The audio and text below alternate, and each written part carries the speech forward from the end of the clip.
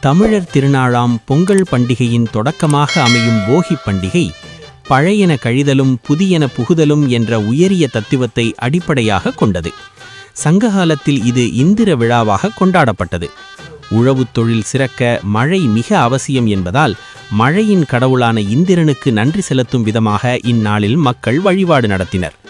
புராணக் கதைகளின்படி இந்திரன் ஒருமுறை கர்வமடைந்து தனக்கு கீழே உள்ளவர்களை மதிக்கத் தவறியபோது கிருஷ்ணர் கோவர்தன மலையை தூக்கி தன் மக்களுக்கு பாதுகாப்பு அளித்து இந்திரனின் கர்வத்தை அடக்கினார். பின்னர் தன் தவறை உணர்ந்த இந்திரன் மன்னிப்பு கேட்க அந்த நாளை மக்கள் கொண்டாடியதே போகி பண்டிகை என்றும் சொல்லப்படுகிறது.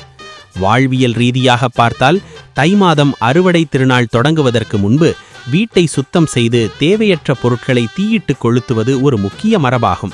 இது வீட்டை சுத்தம் செய்வது மட்டுமல்லாமல் நம் மனதிற்குள் இருக்கும் தீய எண்ணங்கள், பொறாமை, கோபம் மற்றும் எதிர்மறை சிந்தனைகளை அப்புறப்படுத்தி புதிய மற்றும் தூய்மையான எண்ணங்களோடு தை மாதத்தை வரவேற்க வேண்டும் என்பதை குறிக்கிறது.